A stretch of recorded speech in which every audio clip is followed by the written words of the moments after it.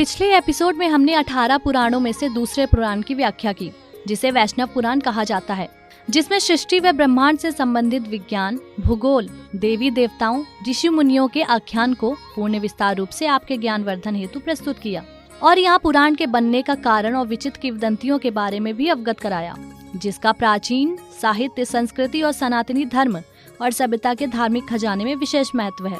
देश के हर कोने में अनेकों ऐसे प्रेरणादायक धार्मिक ग्रंथ, धार्मिक पुस्तकों, काव्यों, वेदों और पुराणों का जिक्र होता है, जिससे आप हमेशा अपना ज्ञानवर्धन करते आए हैं।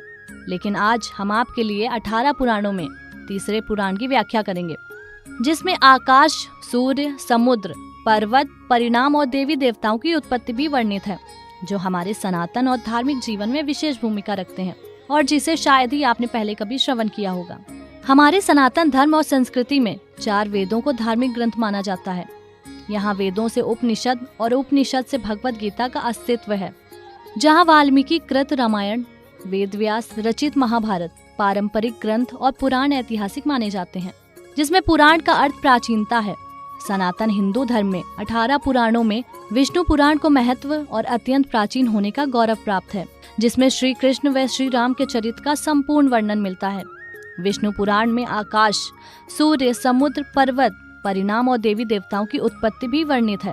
विष्णु पुराण ऋषि पराशर ने कलमबद्ध किया है। इस पुराण में भूगोल, ज्योतिष, मानव जीवन में किए जाने वाले कर्मकांड, राजवंश और श्री कृष्ण चरित्र के प्रसंगों का बड़ा ही अद्भुत और उज्जवल वर्णन मिलता है, जहाँ भक्ति और ज्ञान की प्रशांत धारा सर्वत्र ही बहती रहती है। यहाँ पुराण विष्णु परक है, जबकि शिव का नाम संपूर्ण विष्णु पुराण में सिर्फ बाणासुर संग्राम में ही आता है। श्री कृष्ण शिव जी के साथ अपनी अभिन्नता प्रकट करते हुए और अपने मुख से कहते हैं, विष्णु पुराण सब पुराणों में से सबसे छोटा है, क्योंकि विष्णु पुराण 6 भागों में बटा है, जिसके 6 अध्यायों में 7000 श्लोक मिलते हैं। विष्णु पुराण को वेद व्यास के पिता ऋषि पराशर ने लिखा। विष्णु पुराण में विष्णु अवतारों और विष्णु भक्तों का वर्णन मिलता है, जिसके प्रथम अध्याय में सृष्टि की उत्पत्ति, काल का स्वरूप और भक्त ध्रुव, पृथु, प्रहलाद की रोचक कथाओं का वर्णन किया गया है। दूसरे अध्याय में 3 श्लोकों के स्वरूप, पृथ्वी के 9 खंड, ग्रह, नक्षत्र, ज्योतिष का वर्णन मिलता है। तीसरे अध्याय में मनवंतर, 6 वेदों की शाखाओं का विस्तार, गृहस्थ धर्म और श्राद्ध के बारे में लिखा गया है। चौथे अध्याय में सूर्य वंश, चंद्र वंश के राजाओं के कहे गए वचन और उनकी वंशावलियों का संपूर्ण वर्णन मिलता है। अध्याय 5 में श्री कृष्ण के चरित्र का वर्णन मिलता है और छठे अध्याय में प्रलय और मोक्ष के बारे में लिखा मिलता है। पहला भाग, सृष्टि की कथा, देवों की सृष्टि, 4 वर्णों की सृष्टि, ऋषि भृगु की उत्पत्ति, इंद्र के प्रति दुर्वासा ऋषि का श्राप, प्रहलाद चरित्र, नरसिंह अवतार को लिया गया है। दूसरा भाग, इस पुराण में जम्बू द्वीप के साथ 6 द्वीपों का वर्णन, 7 पातालों और नरक का वर्णन, सूर्य सहित 9 ग्रहों, 7 लोकों का वर्णन, वर्षा होने के कारण और भरत की कथा इसमें महत्वपूर्ण है। तीसरा भाग, इस पुराण में मनुओं और मनवंतरों की कथा, वेद व्यास के 28 नाम व महात्म्य, सामवेद और अर्थवेद की शाखाओं का वर्णन, पुराणों के नाम व लक्षण, गृहस्थ सदाचार और श्राद्ध का फल भी वर्णित है।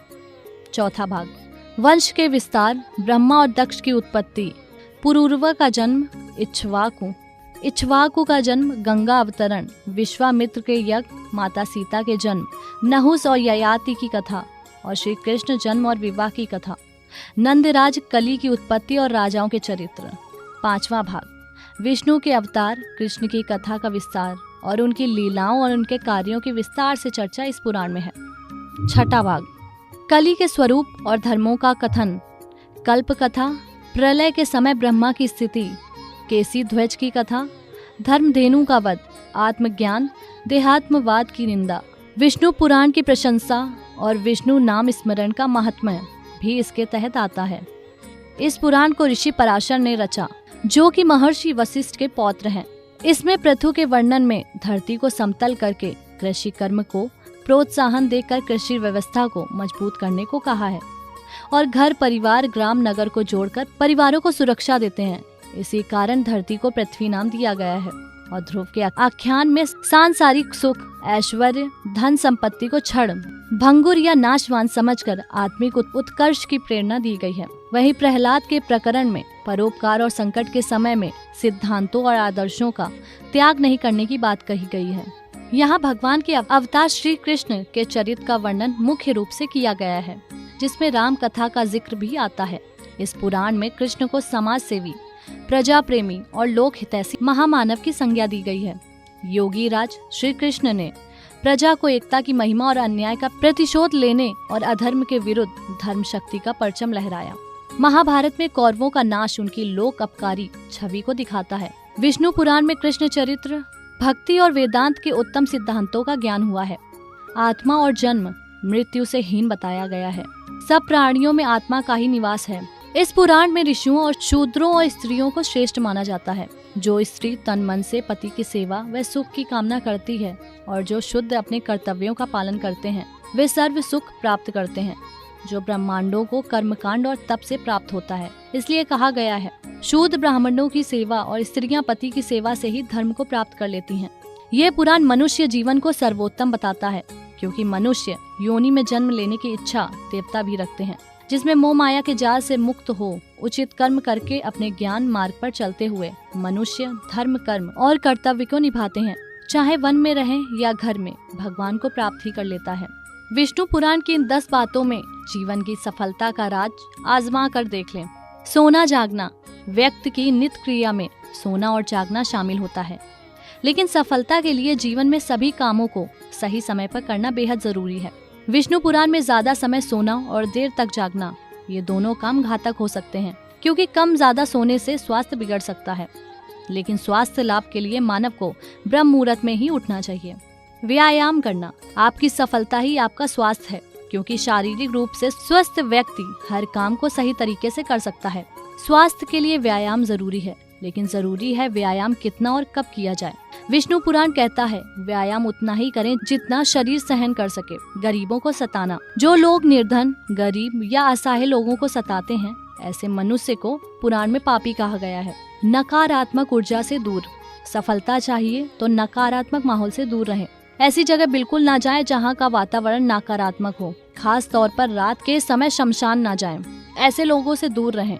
विष्णु पुराण के अनुसार ऐसे मनुष्य जिसका चरित्र ठीक ना हो या अधार्मिक है, उससे दूरी बना कर रखें, क्योंकि ऐसे लोगों की संगति आपको परेशान कर सकती है। निर्वस्त्र होकर स्नान करना, विष्णु पुराण के अनुसार जो मनुष्य निर्वस्त्र होकर स्नान करते हैं, वो जल देवता का अपमान कर देते हैं।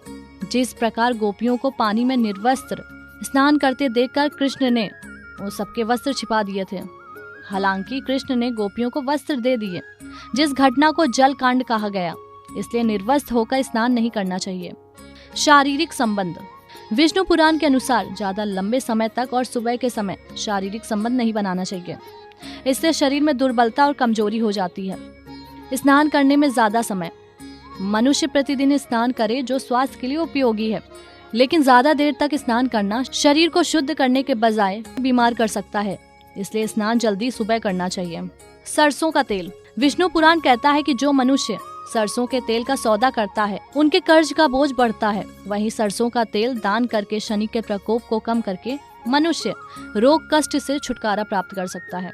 इस तरह की सनातन, सांस्कृतिक और धार्मिक विशेषता भरी गाथाओं को आप आने वाली कड़ियों में भी जरूर देखते रहें और हमारे चैनल को सब्सक्राइब करके आप अपना सनातन और धार्मिक ज्ञान वर्धन करते रहें। और अब वक्त है आपसे विदा लेने का। आज का विषय पूर्ण होता है। आगे की अनसुनी गाथा का विस्तार से रसपान करने के लिए आप कीजिए प्रतीक्षा हमारे अगले एपिसोड का, और सनातन के संकल्प को निभाने के लिए देखते रहें आपका अपना चैनल एन दर्शन।